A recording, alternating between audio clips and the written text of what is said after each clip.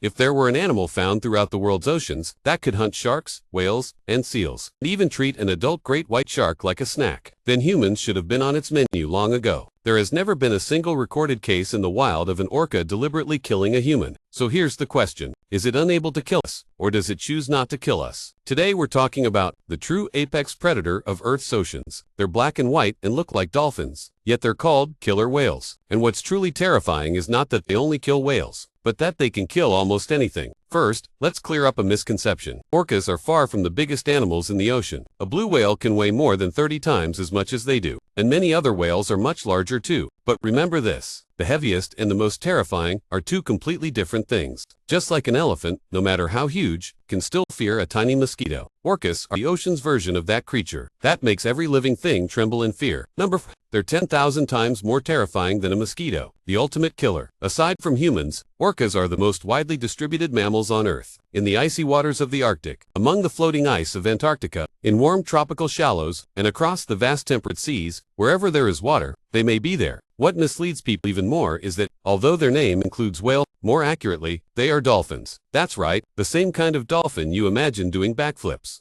acting cute for tourists, gentle and lovable, but they are unbelievably intelligent. They understand strategy, they understand tactics, and when they strike, they are brutally cold, without a trace of mercy. Some people even say, they're not really animals at all, but pure evil, a killing machine carefully designed by nature. Is there any species that dares to actively hunt an adult orca? In the ocean, all creatures follow one iron rule by default. You do not kill an orca, and you do not provoke an orca, or else you will die horribly. At this point, you must be wondering what exactly it is that allows a creature that isn't the largest in size to hunt all the other so-called apex predators. Why are they so powerful? Orcas can grow up to 10 meters long, roughly the length of 3 small cars, lined up together. They can weigh over 6 tons, about the weight of an adult elephant. The name whale killer is absolutely well deserved for them, because the way orcas hunt whales is like a wolf pack hunting an elk, in groups, with clear division of roles, without a trace of mercy, until the prey is tortured to death. But if orcas only killed whales, then they would only be frightening to whales. Unfortunately, their list of prey is longer than you can imagine. Orcas are found in every ocean on Earth. Wherever there is water, there they are, and wherever they are, records already show that orcas prey on more than 140 species. This is no longer just a simple food chain, no longer merely hunting to survive, but an unrestrained massacre, a game of killing for pleasure. But eating everything is still not enough to make them pathological killers. What truly sends chills down your spine is what they do before killing their prey. That cruelty is not instinctive, but deliberate torture. Let me give you a real example. A seal is resting quietly on a piece of floating ice. Then, an orca silently appears from below. It doesn't bite the seal right away. It doesn't drown it immediately either, but swims directly beneath the seal, then suddenly raises its tail and slams it hard. The seal isn't sent flying just a few meters. It is launched more than 20 meters into the air, roughly the height of a 7-story building. The seal spins and tumbles in midair, like a rag doll, and finally crashes heavily back into the water. Covered in injuries, if it's still alive, the orca will repeat the move again and again, treating the seal like a toy, slapping it into the air and smashing it back down over and over. Sometimes several orcas take turns, as if playing a game of corpse volleyball. This is purely for fun, purely to satisfy their need for entertainment. This is not an efficient hunting technique at all. This is naked cruelty, meaningless torture. Even worse, they even teach young orcas to do this. In other words, they are not born knowing how to torment prey, but deliberately teach their children how to torture prey, how to take pleasure in killing. You might ask, why waste energy messing around with a carcass? Why teach children something so cruel? In the animal kingdom, cruelty is usually accidental. For example, when a cat plays with a mouse, it's just instinct being triggered, not planned, purposeful torture. But for orcas, this kind of sadism seems to be a deliberate teaching tool, a way of passing down killing techniques. Researchers have observed adult orcas intentionally capturing a seal, bringing it back to their calves, and not killing it right away. Instead, they first disable it, for example by biting off its flippers, or stunning it with a blow. Then they watch the calf attack the seal. If the seal tries to escape, the adult orca immediately drives it back, so the calf can keep practicing. That seal becomes a living target dummy, forced to endure hours of fear and pain, until it is finally killed by the young orca. And all of this happens simply because the adult orcas are teaching the next generation how to become efficient, cold-blooded killers. That is what makes orcas so frightening. They have cultural transmission, and this kind of teaching requires living practice targets, requiring the suffering of another species. To ensure the success of their own offspring, their level of intelligence is so high a predator that understands the concept of practice, a creature willing to use the suffering of other species to train its young. Its inner world, far more complex and far colder, but teaching their young by playing with seals is still not the peak of their intelligence. Their cleverness appears in their extreme cunning and precise tactics. Even great white sharks are completely controlled by them. A few years ago in South Africa, two orcas, nicknamed Port and Starboard, began hunting great white sharks in a very bizarre and highly precise way. Did you know that sharks have a fatal bug? If you flip one over, its brain briefly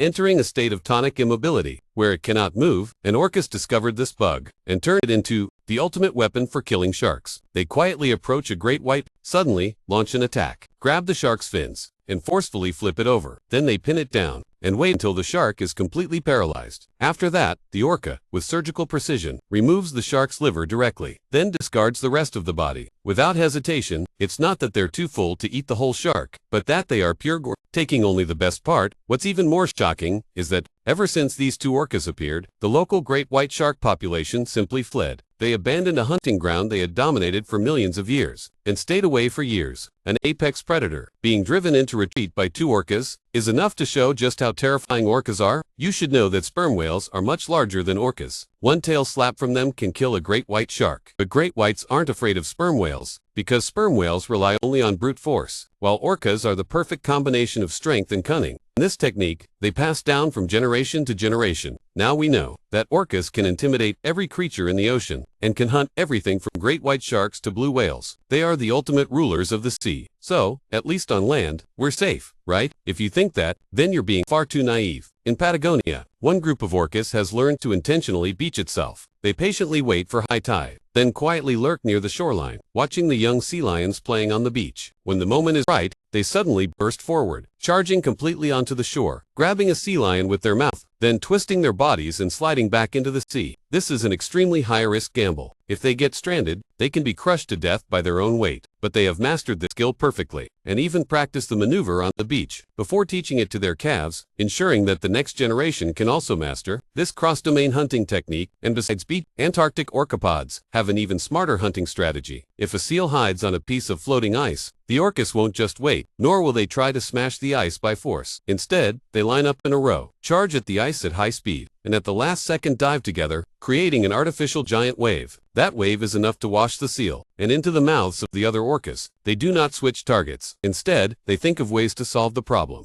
Until the hunt succeeds, the only animal on Earth truly capable of this. And with this kind of intelligence, we conquered the entire planet. Orcas are using the same method to dominate the entire ocean. By now, you must have a question. If orcas are this terrifying, why has there never been a record of an orca killing a human in the wild? There are even many stories of orcas helping humans. In the early 20th century, in Eden, Australia, a group of orcas and human whalers formed a cross-species alliance. The orcas would actively drive baleen whales into the bay, then splash the water to alert the human whale. The humans would then kill the whale, take the valuable products, and leave the whale's tongue and lips. Why would they do this? Why are they so cruel to other creatures, yet so gentle with humans? Some scientists believe that we humans simply are not in their cultural menu. Orcas are highly social animals, and their dietary habits, taught by their mothers. If their mothers never taught them to prey on humans, they won't see us as food. Others believe they are simply too intelligent. They know that hunting humans would be foolish, because they have seen our ships, our weapons, and seen that we can easily kill whales. They have concluded that humans are the only apex predator on Earth worthy of respect. Beings who, like them, can control the world, so they choose not to provoke us. And an even more terrifying possibility is that they recognized us. They saw another creature with language, one that can think and kill for entertainment. They may have recognized our intelligence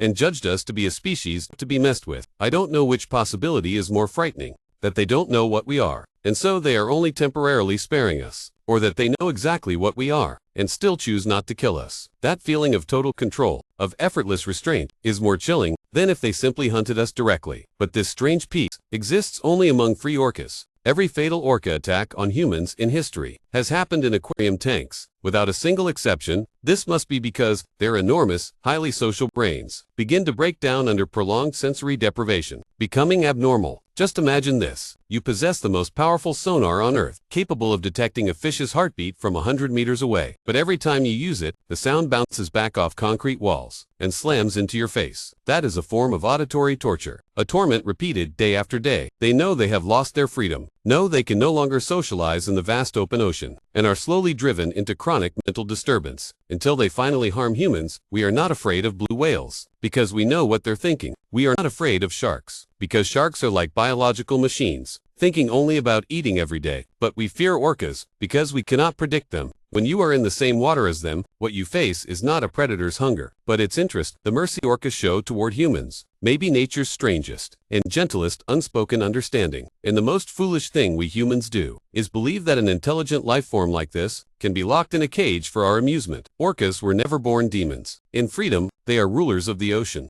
Intelligent predators, creatures that know how to respect other intelligent beings. In captivity, they are tragedies driven mad by humans, prisoners stripped of their nature. After watching this video, has your impression of orcas changed? Do you think orcas spare humans because they recognized what we are, or because they simply don't see us as food? Feel free to tell me in the comments. That's it for this video. Thanks for watching, and see you in the next one.